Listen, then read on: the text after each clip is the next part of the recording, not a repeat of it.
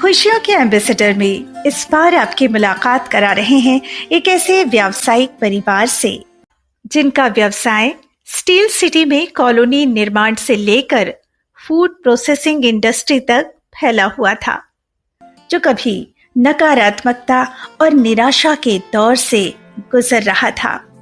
उसी दौरान उनका परिचय हुआ मध्यस्थ दर्शन से और फिर सब कुछ बदल गया। अब उस परिवार के सभी लोग जी रहे हैं खुशहाली के साथ और बिखेर रहे हैं खुशियां। रहते हैं ये खुश हमेशा, करते ये काम खरे, एक दूजे के बन के पूरक, साथ साथ बढ़ते रहे, हंसते खिलखिलाते भावों से भरे, खुशियाँ बिखेरे घर घर, खुशियों के एम्बेसडर, खुशियों के एम्बेसडर, खुशियों के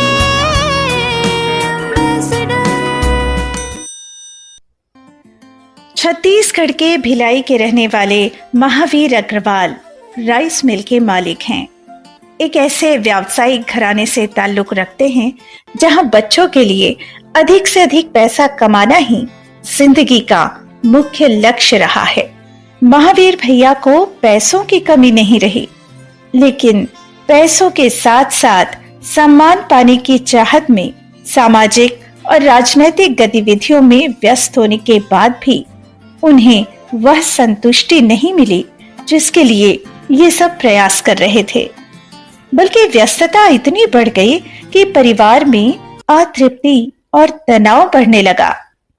इसी बीच उनका परिचय हुआ मध्यस्थ दर्शन से।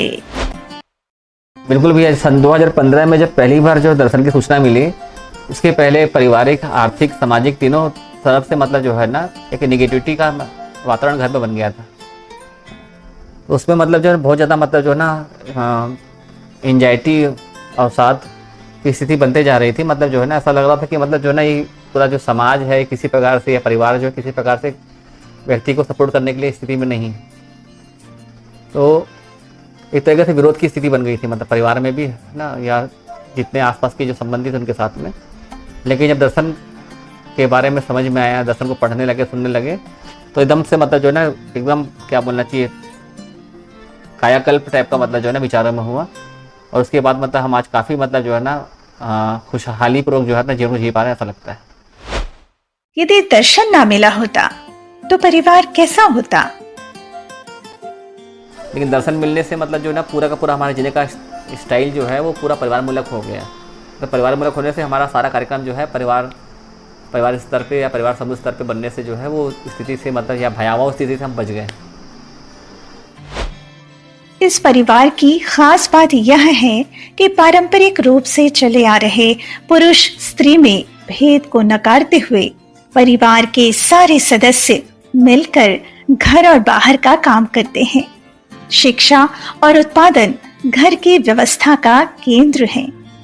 अपनी आजीविका के लिए आपने कच्ची घानी का तेल निकालने का एक छोटा सा प्लांट लगाया है, जिसे परिवार के सारे सदस्य मिलकर संचालित करते हैं। उत्पादन कार्य के साथ साथ महावीर भैया और ज्योति दीदी अभिभावक विद्यालय में बच्चों को चेतना विकास मूल्य शिक्षा विधि से पढ़ाते हैं, और वो भी बिना किसी वेतन के, क्योंकि उन्हें लगता है कि शिक्षा व्यवसाय नहीं, उपकार की वस्तु है। लेकिन हमारे यहाँ मतलब जो है विद्यालय और व्यवस्था जो है उत्पादन व्यवस्था वो सेंट्रल ही है, मतलब की पॉइंट हमारे परिवार का है, दिनचर्या का पूरा हिस्सा है। तो हम सब साथ में पढ़ने पढ़ाने स्कूल जाते हैं, है ना। स्कूल के बारे में पूरा हमारी योजना बनना, दिनचर्या उसी प्रकार सेट कर रखे हुए हैं। फिर घर स्कूल से घर आने के बाद में जो पठन है, पठन के अतिरिक्त जो समय हमारा उत्पादन के लिए है, तो उसमें भी हम चारों के चारों मिलकर या पाँचों मिलकर ही काम करते हैं। तो हमारा मतलब जो है ना पूरा का पूरा जो लाइफ स्टाइल जो है वह एक साथ में ही है। इस प्रकार से मतलब हमारे खुशहाली का स्तर मतलब जो है ना, फिर दूसरी बात कि हम हर काम को करने के लिए जब कोई भी टारगेट सेट करते हैं, उस टारगेट को सेट करने के बाद में इसके लिए जो योजनाएं बनती हैं, क्या प्लानिंग करें जिससे इजीली मतलब इसको अचीव कर पाएँ, उसमें हम सब मिल करके उस योजना में मतलब अपना विचार को रखते हैं तो इसको इम्प्लीमेंट कैसे किया जाए, क्या प्लानिंग को मतलब बनाया जाए जिससे मतलब इजीली मतलब जो है ना ये लागू हो जाए, है ना। फिर इससे जो भी फल परिणाम आते हैं, चाहे वो सकारात्मक आए, चाहे मतलब कुछ उसमें और अपेक्षा पूरी ना हो पाए, तो उसमें उसका जो फलन है उसको हम सब मिलकर स्वीकार कर पाते हैं। तो इस प्रकार हमारे बीच मतलब एक अच्छी बॉन्डिंग हो पा रही है।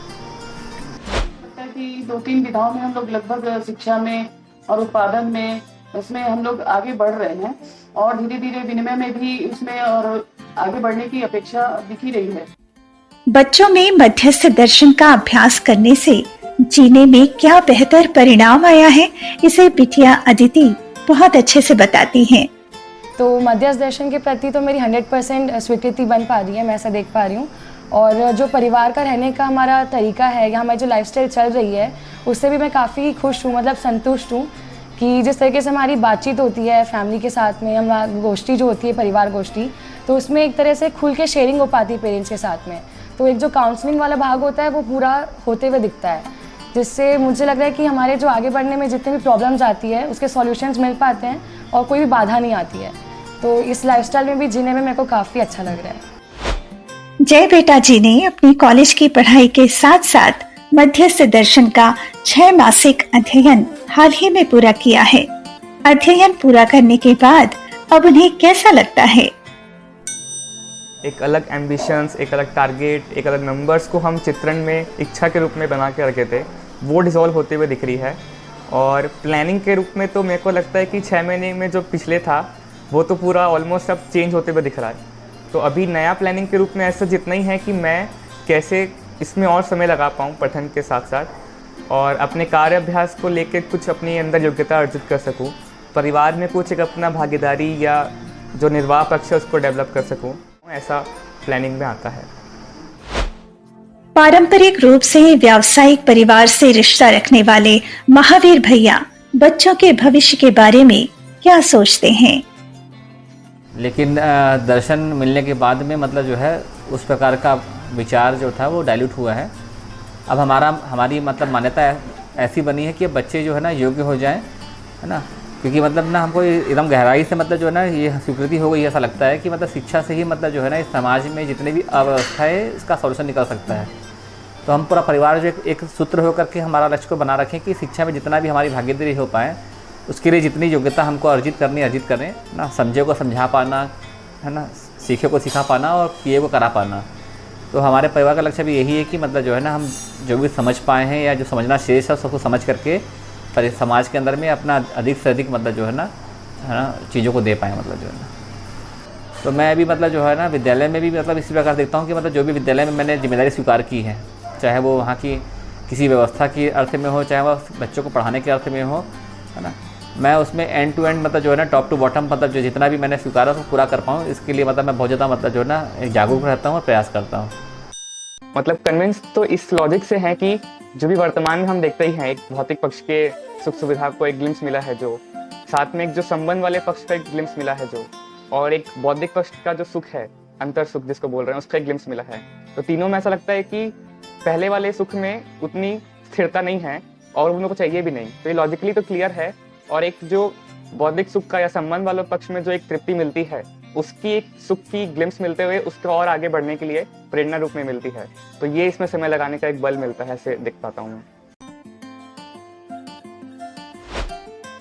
तो मैं इन मतलब जो है ना 5-6 वर्षों में देख पाया कि मतलब चाहे वो माता जी हो, चाहे वो भाई बहन हो, चाहे वो श्रीमती जी हो, चाहे बच्चे हो, है ना, हम सबके अंदर मतलब जो है ना एक स्वीकृति का स्तर बढ़ा है ना। मैं जो भी अपना दे पा रहा हूँ परिवार के लिए, परिवार के पोषण के लिए, चाहे परिवार के समझ के लिए, है ना, तो परिवार पर आप मेरे को अप्रिशिएट कर रहा है कि आप बहुत अच्छा कर रहे हो, है ना। और जितना सहयोग मुझे परिवार से अपेक्षित रहता है वो परिवार से, चाहे वो बेटा बेटी हो, चाहे पत्नी हो, चाहे माता जी हो, सबका सपोर्ट जितना मैं अपेक्षित करता हूँ उससे ज़्यादा सपोर्ट मुझे मिलता है। एक तो परिवार में संवाद की स्थिति काफ़ी सुखद है हमारे यहाँ, देख पाता हूँ। बाकी फैमिलीज़ में उतना खुल के बातचीत हर आयाम में हो नहीं पाती है। हमारे यहाँ देख पाता हूँ कि वो सारी मुद्दे हो, समस्याएं हो या आगे की प्लानिंग हो, हम एक अच्छे वार्तालाप कर पाते हैं, जिससे समस्या ऑलमोस्ट 90% रिजॉल्व होने के राह पे दिखती है। दूसरा, एक लक्ष्य साम्यता अपने बीच देख पाते हैं कि बाकी फैमिलीज़ में पापा अलग, मम्मी अलग, बच्चा अलग, तीनों अलग अलग डायरेक्शन में अपना एम्स या गोल को एक पहचान पाते हैं। यहाँ पर एक मेजर बेनिफिट ये दिखता है कि सब एक ही लक्ष्य को लेके चलने का प्रयास कर रहे हैं और सब उसमें सहायक हैं, ऐसा प्रतीत होता है। तो ये रहे हमारे आज के खुशियों के एम्बेसडर। अगले सप्ताह फिर होगी मुलाकात, इसी दिन इसी समय। तब तक के लिए नमस्कार।